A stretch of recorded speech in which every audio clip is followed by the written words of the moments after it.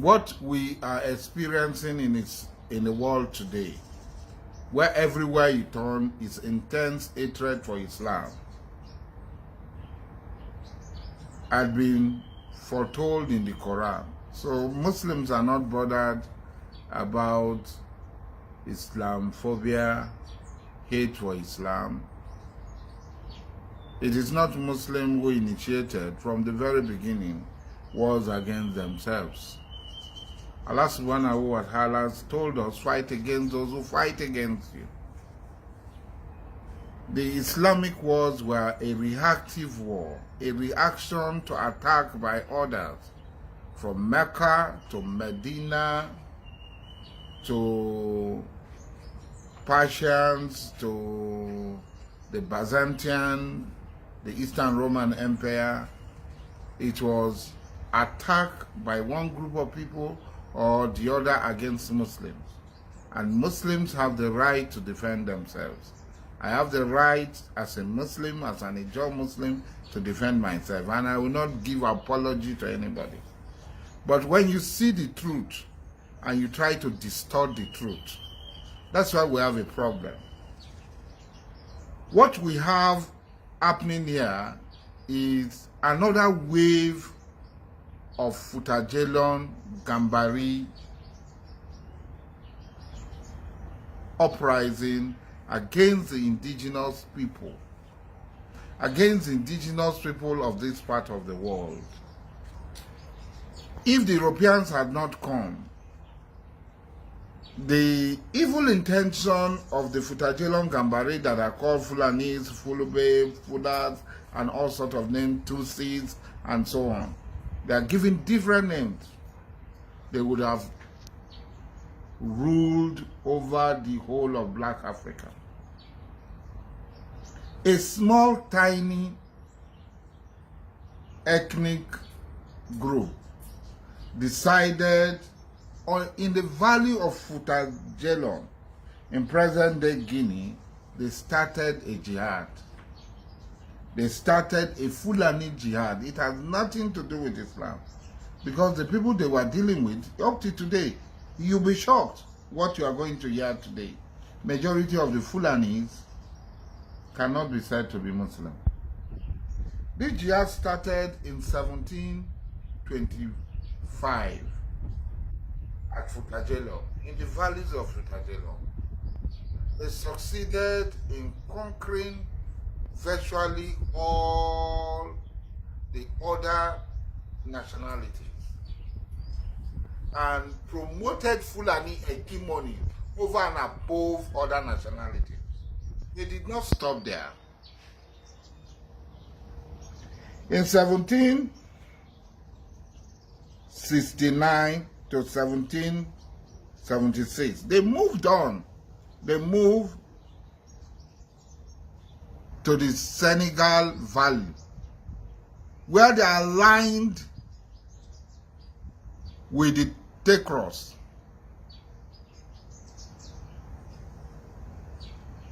The Takulas, they are aligned with the Takulas and dispossessed ancient Ghana and all the people that were there, all the established kingdoms and chiefdoms, and established the Futa Toro Empire. There, they moved out of there and entered into what is called northwestern Nigeria. They were led by another bandit leader called Uthman ibn Fodio. Uthman ibn Fodio was a teacher employed by a Muslim king, Rumfa, at Gobri. After some time, he started preaching and poisoning the minds of the gullible Hausa masses while he was gathering his people, telling them that Islam being practiced in Gobri was not the Islam that Prophet Muhammad sallallahu alaihi wasallam brought, and as such, they should be overthrown. Rulership should be given to him and his people. And he succeeded in overthrowing the Muslim kingdom of Gobri, the Muslim kingdom of Zamfara, the Muslim kingdom of Kano, Katsina, Daura, etc., etc., up to the Muslim empire of Kanem Borno, if not for the effort of another foreigner, El Kanemi, who resisted them, and after that also displaced the maids, the original rulers of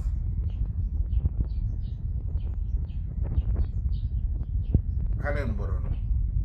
In their wave, they destroyed all existing empires, except Borogu. They destroyed Korodova.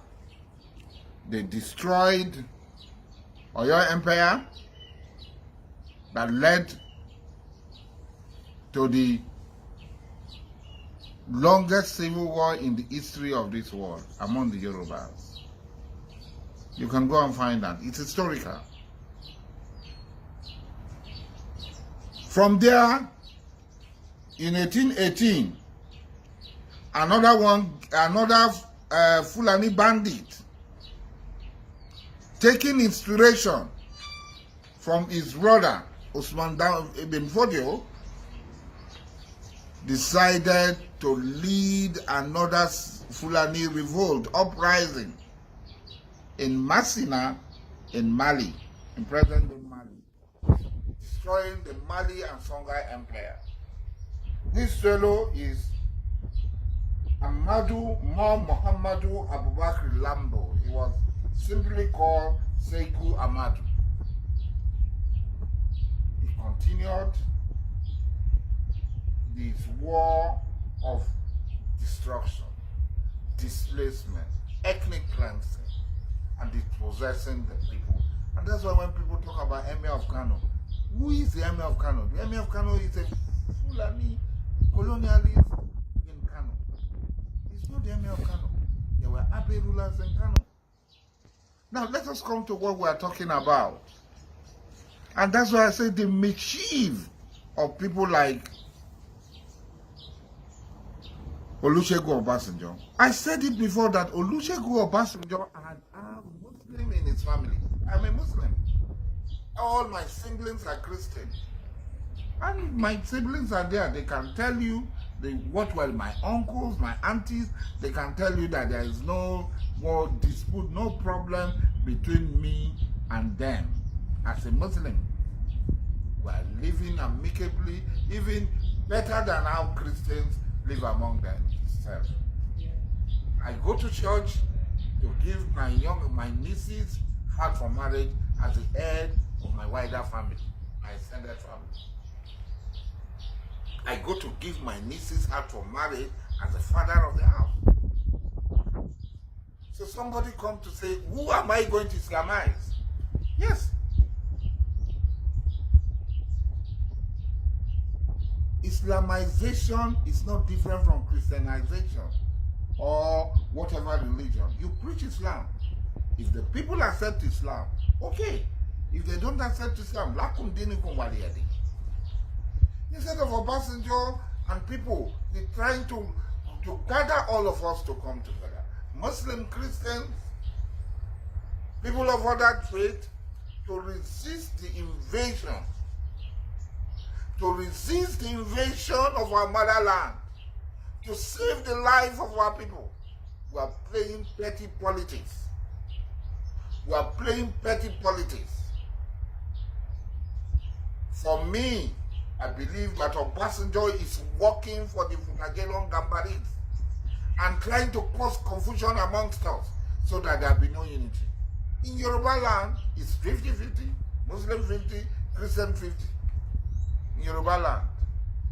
The recent governors that just left, Ogun State was a Muslim, Oyo State was a Muslim, Osun State was a Muslim, Ondo Deputy Governor was a Muslim, So how are you going to, how have they been Islamizing through jihad in Yoruba land? It's a lie. Obasanjo had been working tirelessly for the promotion of the Futa Djallon Gambaris colonialists in this part of the world. So what he's doing, because all of us who have been saying, these Futa Djallon Gambaris are colonialists and they must leave. So all of a sudden he has joined the bandwagon by causing division so that we can never meet. Because if you say I cannot be a Muslim, you are going to, I'm going to attack you too. You don't have any right. You don't have more stake in a Djallon than me. You don't have more stake in Biafra than me. If I'm a Muslim, I will not leave. You will not leave. That's the truth. I will kill you.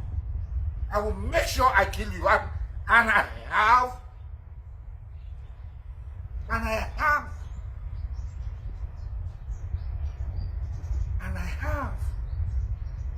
everything to carry out my purpose. If you say because I'm a Muslim, because I say la ilaha illallah, because you believe in another religion, you say I will not live as Alawi Diapali of the kingdom of Calabar, I will not be in a Djallon, then you will be. You are just talking cheap. But if you say we should join hands together to fight our common enemies, these people who have nothing to do with Islam, they are promoting Fulani hegemony over and above every other hegemony. If you say that, then awaken me, I will stand up and I will fight. I'll be in front. You will not be in my front. I'll be in your front and I'll fight. Don't come and bring your Zionists after taking money from the evil Zionist occupiers of Palestine. You come here. You come and preach division among our people. That's it. Let me tell you, Fulani people don't give a damn about Islam. Thomas Sankara was a Fulani man. They promoted him, gave him all sorts of them. And Kolibu people were promoting him. Thomas Sankara, Thomas Sankara. Thomas Sankara was the first Fulani man to rule over the mosques. Do you know that when the jihad started, when the wave of jihad started at Futa Djallon, Toro, at Sokoto, crushing Oyo Empire, fighting the Borogu people, crushing Kororofa, totally decimating, totally eliminating, annihilating the Abe Hausa Fulani, and going up to Kanem Barono. The Moses made sure that they were not conquered. They massacred all Muslims. They massacred all Muslims. Even though today there are so many Muslims, but a Christian Fulbe, a Christian Fulani, Thomas Sankara, found himself to become head of state of Upper Volta, Burkina Faso. And the people saw through the trick and they killed him. They killed him. They eliminated him before he can implement his Fulanization agenda among the Moses, among the Moses Empire. Look at how the whole world is saying, Rwanda massacre, Rwanda massacre. Yes, there are both groups, both the Hutus and the Tutsis killed each other. But today, the Tutsis have been promoted over the Hutus. The crime committed about the Hutus, nobody here, because they are Fulanis. The Tutsis are Fulanis. In modern day, they have captured, with the help of the Belgians, and today with the help of the world, they've captured and established a foothold in Rwanda, perpetuating themselves. Brothers and sisters, Fulanization It's a real project that is going on all over Africa. You've not heard. They are claiming that they are citizens of Southern Sudan. The Southern Sudan government said Fulani do not have citizenship. They do not have citizen right in Southern Sudan. This is how they come. Instead of dividing ourselves into Muslim, Christian, into this, that, let all of us come together and face the real threat. Face the real enemy. The real threat.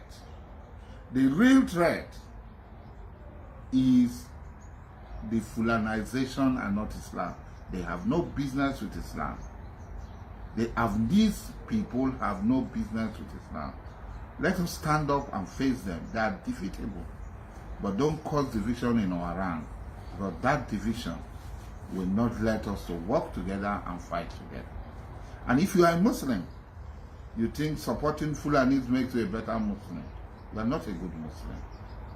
Fulanis are people who have decided to take what does not belong to them, to dispossess others of their ancestral land, of their God-given resources, the humanized people, the base people.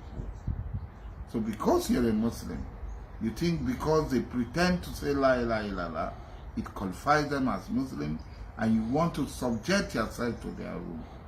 Go and read the Quran and learn every bit of the Quran. When you have acquired that knowledge, you will know that Satan also comes in the clothes of angels.